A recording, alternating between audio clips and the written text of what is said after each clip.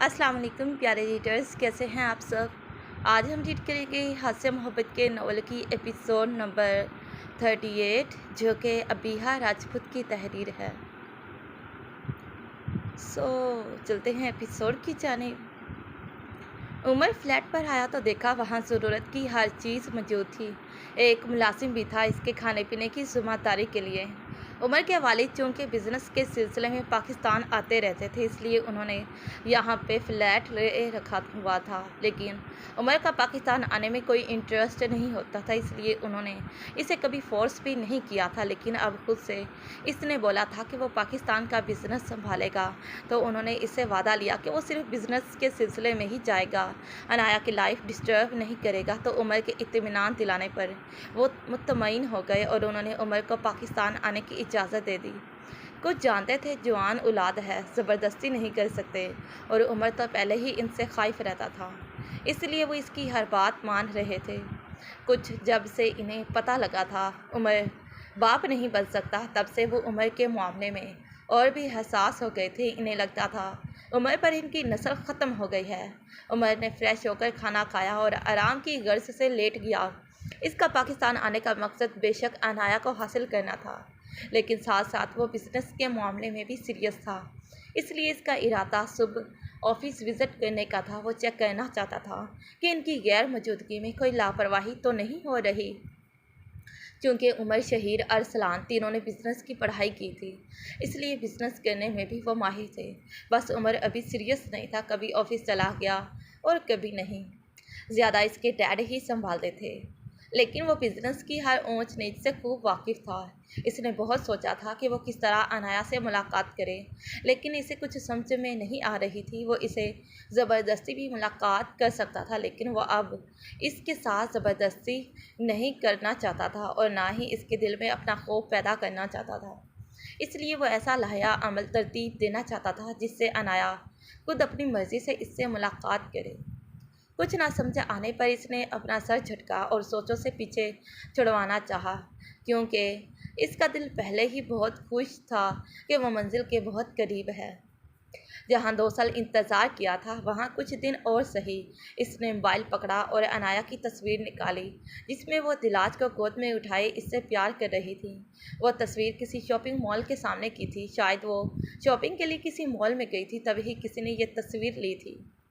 इसमें दिलाज का चेहरा रोने की वजह से वासिया नहीं था, लेकिन अनाया का चेहरा साफ नज़र आ रहा था। उमर को ये तस्वीर बहुत प्यारी लगी थी, इसलिए पता नहीं वो कितनी ही बार इस तस्वीर को देख चुका था। इसने मुस्कुराकर मोबाइल की स्क्रीन ऑफ की और सोने के लिए आंखें मूंद लीं। इरहा भी यूनी से आई ही थी कि जैन का मैसेज मोबाइल स्क्रीन पे जगमगा रहा था। इरहा के लबों को मुस्कुराहट ने छुआ। वो कभी भी इसे अपनी याद दिलाना नहीं भूलता था। जैसे ही फ्री होता था, अगर कॉल नहीं तो मैसेज तो ज़रूर करता था। इरहा ने मैसेज खोला। आज मैंने तुम्हें गुड मॉर्निंग नहीं कहा, कहीं मुझे भूल तो नहीं गई। जैल का मैसेज पढ़कर इरहा हंसते हुए बेख्तियार ही मैसेज टाइप करने लगी। आप मुझे खुद को भूलने दो तो मैं भूलूँ ना। दिन, दोपहर, शाम, रात तो मुझे आप अपनी याद दिलाते रहते हैं। इरहा ने लिखकर सेंड किया तो फ़ौरन से मैसेज सीन हुआ। मैं चाहता भी नहीं कि तुम मुझे भूलो, इसलिए तो हर वक्त तुम्हें अपनी याद दिलाता हूँ, ताकि अपनी ज़िंदगी में हुए इजाफे को भूल ना जाओ कि कोई है जो तुम्हारा शिद्दत से मुंतज़िर है। जैन का मैसेज पढ़कर इरहा आगे कोई रिप्लाई नहीं कर सकी। थोड़ी ही देर में फिर से मोबाइल स्क्रीन रोशन हुई। इरहा ने मैसेज खोलकर देखा तो सिर्फ इसका नाम लिखा था और आगे सवालिया निशान था। इरहा, मतलब वो इसे मुखातिब कर रहा था। इरहा ने आगे लिखकर भेजा तो तकरीबन 10 मिनट तक जैन का कोई जवाब नहीं आया। इरहा मुंतज़िर थी। मोबाइल रखने लगी कि जैन का मैसेज शो हो गया। मेरा इंतज़ार और कितना लंबा होगा। इरहा को समझ ना आई कि वो क्या जवाब दे। मैं नहीं जानती कि ये इंतज़ार कितना लंबा होगा। आप प्लीज़ अपनी ज़िंदगी में आगे बढ़ जाएं, किसी अच्छी सी लड़की को अपनी ज़िंदगी में शामिल करें जो आपके काबिल हो। इरहा ने लिखकर भेज दिया और सर तकिए पर गिरा लिया। आंखों में आंसू आ गए थे। दिल को अजीब सी बेचैनी ने घेर लिया था। मोबाइल स्क्रीन फिर से रोशन हुई। क्या तुम मेरी ज़िंदगी में किसी और को बर्दाश्त कर लोगी? क्या मैं अभी तक तुम्हारी ज़िंदगी में इतनी भी जगह नहीं ले सका? मैं तुम्हारे साथ ज़िंदगी गुजारना चाहता हूँ और तुम्हारे साथ ही आगे बढ़ना चाहता हूँ। तुम्हारी जगह किसी और को नहीं दे सकता और ना ही किसी को अपनी ज़िंदगी में शामिल करना चाहता हूँ। इसके लिए फिर मुझे चाहे पूरी ज़िंदगी ही इंतज़ार क्यों ना करना पड़े। जब भी पीछे मुड़कर देखोगी मुझे साबित कदम ही पाओगी। अगर तुम नहीं चाहती मेरी ज़िंदगी में शामिल होना तो तुम्हारी मर्ज़ी, लेकिन दोबारा मेरे कंधे पर रख कर बंदूक न चलाना कि मैं आगे बढ़ जाऊँ। ये बोलकर तुम खुद को जस्टिफाई नहीं कर सकती। अल्लाह हाफिज़। जैन ने एक तवील मैसेज लिखकर भेजा जिसे पढ़कर इल्हा फूट फूट कर रो दी। वह खुद भी जैन की तरफ मुतवज्जा हो गई थी, इसे सोचने लगी थी। लेकिन कभी जब पुरानी यादें हमला आवर होती थी तो इसे लगता था वो जैन के काबिल नहीं, जिसके रहते वो ऐसी बात अक्सर कर जाती थी जो इसे भी तकलीफ़ देती थी, क्योंकि वो इस बात का अपने दिल से इकरार करती थी कि वो नहीं बर्दाश्त कर सकेगी जैन की ज़िंदगी में किसी और को। शहीर ऑफिस से आया तो आहिल, जो कि लाउंज में खेल रहा था, बाबा बाबा की गिरदान करते भाग गए शहीर की टांगों से लिपट गया, जिसे शहीर ने बहुत प्यार से उठाकर इसका मुँह चुमा। वो अब 3 साल का होने वाला था, इसलिए वो काफ़ी बातें करने लग गया था। वह अलग बात के तोतली ज़बान की समझ इन सब को बहुत कम आती थी। कुछ कुछ बातें तो सर के ऊपर से गुजर जाती थीं, जिन्हें वो इशारे से समझाने की कोशिश करते हुए इन्हें बहुत प्यारा लगता था। मेरी जान अपने बाबा को मिस कर रही थी, शहीर ने पूछा तो आहिल ने सर हिलाया, जिस पर शहीर ने इसे सीने में भेजा। मैं भी अपनी जान को बहुत मिस कर रहा था। शहीर इसीलिए सोफे पर बैठ गया। सारा, जो आहिल की आवाज़ सुनकर किचन से बाहर आई थी, शहीर के लिए पानी लेकर आई और वापस किचन में जाने लगी, लेकिन शहीर ने इसकी कलाई थामकर इसे रोक लिया और साथ बैठने का इशारा किया तो सारा वहीं बैठ गई। शहीर ने एक टांग पर आहिल को बिठाया हुआ था और दूसरा बाजू सोफे की पुष्ट पर फैलाकर सारा को नामहसूस अंदाज में अपने करीब किया। कितनी दफ़ा बोला है जब मैं आ जाऊं घर तुम किसी काम में मसरूफ़ ना हुआ करो, बल्कि मेरे आसपास रहा करो, ताकि मेरे सारे दिन की थकन दूर हो सके। तुम्हें देखकर शहीर ने सारा के कान में सरगोशी की तो सारा गुलनार हो गई। थोड़ी ही देर में फरहत बेगम आई तो सारा शहीर से फासले पर होकर बैठ गई और शहीर भी सीधा होकर बैठ गया। फरहत बेगम, जो इनको देख चुकी थी, दिल ही दिल में माशाल्लाह कहना न भूली। सारा ने इनके बेटे को हंसना सिखा दिया था, इसे ज़िंदगी जीना सिखा दी थी और वो अपने साथ इस घर की खुशियाँ लेकर आई थी। इसलिए फरहत बेगम ने कभी भी आहिल को सौतेला नहीं समझा था, वो बिल्कुल इसे अपना पोता ही समझती थी। वैसे भी फरहत बेगम मजाजन नर्म दिल खातून थी। फरहत बेगम भी दूसरे सोफे पर बैठ गई तो आहिल इनकी गोद में चढ़ गया। मुझे मिसेस ज़फ़र का फ़ोन आया था, बता रही थी कि इशाल खैर से उम्मीद से है। मुझे सुनकर बहुत खुशी हुई, फरहत बेगम ने बताया तो सारा और शहीर को भी बेहद खुशी हुई। ठीक है, हम मॉम किसी दिन चलेंगे इनको मुबारकबाद देने के लिए, शहीर ने कहा तो फरहत बेगम ने इस्बात में सर हिलाया। अब मैं तुम लोगों की खुशियाँ भी देखना चाहती हूँ, अल्लाह तुम दोनों को भी औलाद से नवाजे। फरहत बेगम ने दिल से दुआ दी तो शहीर मुस्कुराने लगा, जबकि सारा का शर्म से चेहरा लाल हो गया, जिसे देख शहीर के दिल ने एक बीट मिस की। सारा बहाने से उठकर कमरे में चली गई तो थोड़ी देर बाद शहीर भी कमरे में आ गया। सारा ने इसके कपड़े निकालकर बेड पर रखे थे, खुद वो ड्रेसिंग के आगे अपने बाल ब्रश कर रही थी। शहीर को हमेशा से इसके बाल बहुत अट्रैक्ट करते थे, इसलिए इसने सारा को पीछे से अपने हसार में लिया और इसके बालों में चेहरा छुपाया और इनकी दिलफरेब खुशबू महसूस करने लगा। मॉम चाहती है कि अब इन्हें आहिल की एक अदद बहन या भाई दे दिया जाए।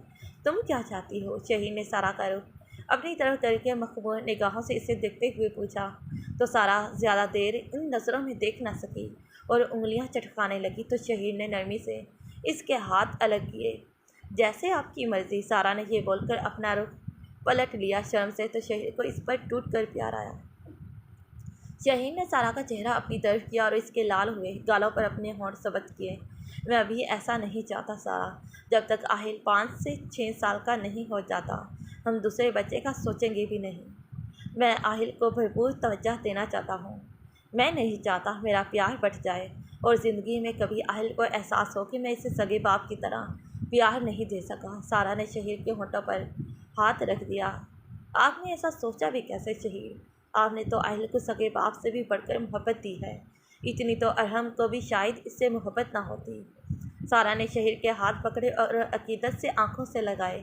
मैं रोज़ सोचती हूँ कि आपने जो हमारे लिए किया, मैं इसका शुक्रिया कैसे अदा करूँ। आपका किसी की ज़िंदगी में चाहे कैसा भी किरदार क्यों ना रहा हो, पर मेरे लिए तो आप मेरे मसीहा हैं, मेरे दर्द की दवा हैं और ज़िंदगी की इस तड़कती भड़कती धूप में एक ठंडी छाँव हैं।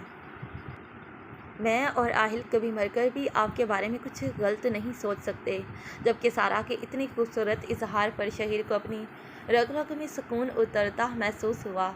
इसने बेसाख्ता सारा को अपने सीने से लगाया और ज़्यादा बच्चे हो जाने से पिछले बच्चे से मोहब्बत कम नहीं हो जाती, बल्कि वही मोहब्बत मौजूद रहती है। माँ बाप के लिए सारी औलाद एक जैसी होती है, इसके लिए आपको इतनी बड़ी कुर्बानी देने की ज़रूरत नहीं, लेकिन मेरा दिल डरता है, इसलिए इस बात पर कोई बहस नहीं होगी। और मैं कौन सी कुर्बानी दे रहा हूँ सारा? मैं ये नहीं बोल रहा कि हम और बच्चे पैदा नहीं करेंगे, बस अभी नहीं, क्योंकि अभी हमारे लिए आहिल ही काफ़ी है। शहीर ये बोलकर फ्रेश होने चला गया। सुबह उमर उठा और ड्राइवर के साथ ऑफिस की तरफ चल दिया। ऑफिस में स्टाफ में भी हलचल मची हुई थी, क्योंकि इन्हें पता लग गया था कि इनके नए बॉस आ रहे हैं, जो कि इस कंपनी के ओनर के बेटे हैं और अब वही यहाँ की कंपनी संभालेंगे। उमर ऑफिस पहुँचा तो मैनेजर जल्दी से आगे बढ़ा और स्टाफ से उमर का तारुफ करवाने लगा, जबकि वहाँ की कुछ मंचली लड़कियों ने इतने हैंडसम बॉस को देखकर दांतों में उंगलियां ले लीं। वो कोई यूनानी देवताओं जैसा हुस्न रखने वाला वजीहा मर्द था, जो मुस्कुराता था तो लगता था कि अपनी मुस्कुराहट से एक दुनिया फतह कर लेगा। उमर भी अपने ऊपर उठती नज़रों को देख रहा था, जिसे मैं मुस्कुराकर इसने इग्नोर कर दिया। अगर वो पुराना उमर होता तो इन निगाहों का खैर मुकद्दम ज़रूर करता, लेकिन अब तो इसके दिल की दुनिया बदल चुकी थी। अब सिर्फ ये दिल एक ही औरत का तलबगार था, जिसका वो गुनहगार था, जिसकी तलब इसे 7 समुंदर पार ले आई थी। वो जानता था कि वो बहुत वजीहा था और कभी कभी वो अरसलान और शहीद को भी तंग करता था कि वो इन दोनों से ज़्यादा हैंडसम है, इसलिए तो लड़कियां इन दोनों को मुंह नहीं लगाती और इसकी तरफ खींची चली आती हैं, जिसके रद्द अमल में वो दोनों इसे घूर कर देखते थे और इनका यही जवाब होता था कि वो खुद भी लड़कियों की तरफ मतवज्जा नहीं होते, वरना ये कोई मुश्किल काम नहीं जिस पर वो इन्हें छेड़ता था कि अंगूर खट्टे हैं। उमर ने मुस्कुराकर सर झटका ताकि पिछली यादों से पीछा छुड़वा सके और अपने केबिन में आकर बैठ गया। इसने मैनेजर से कंपनी की तमाम मालूमात ली कि यहाँ कैसा काम हो रहा है, तमाम अहम फाइल्स मंगवाकर चेक की। इसलिए पहला दिन इसका तकरीबन बहुत मसरूफ़ गुजरा। वो लैपटॉप पर तमाम डिटेल्स चेक कर रहा था। इसने मैनेजर को मुखातिब किया, काशिफ ये अफंदी ग्रुप ऑफ इंडस्ट्रीज़ हमारे साथ डील करना चाह रहे हैं। वो हमारे साथ मिलकर एक प्रोजेक्ट तैयार करना चाह रहे हैं। मैंने इनकी डिटेल्स चेक की हैं, काफ़ी मुतासिर हैं। इनके साथ मीटिंग रख लो सुबह की।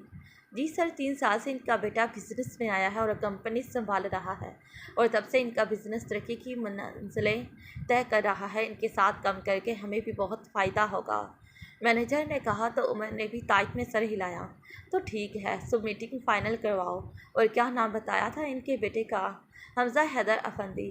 जबकि हमज़ा के नाम पर उमर, जो कि कैबिन से बाहर निकल रहा था, एक पल के लिए इसके कदम रुके, लेकिन फिर इसने सर झटका कि दुनिया में एक ही हमज़ा तो नहीं, मज़ीद सब कन्फर्म हो ही जाना था। To be continue an important note from Abiha Rajput. बहुत मुसरत मैंने इतनी लेट एपिसोड दी और कहने के बावजूद न दे सकी। वजह यह कि अचानक से मेरे शोहर छुट्टी पर आ गए हैं, जिसकी वजह से बिल्कुल टाइम नहीं मिल रहा। अभी मैं ये एपिसोड थोड़ी थोड़ी करके 3 दिन लगा कर लिखी। अब अगली एपिसोड जब वो जाएंगे तब ही आएगी। सो कैसी लगी आप सबको आज की एपिसोड अच्छी लगी हो तो वीडियो को लाइक और चैनल को ज़रूर सब्सक्राइब कर दें। फिर मिलते हैं इसी नॉवल के नेक्स्ट पार्ट पर। तब तक के लिए अल्लाह हाफिज़, bye bye and take care. Thanks for watching this video.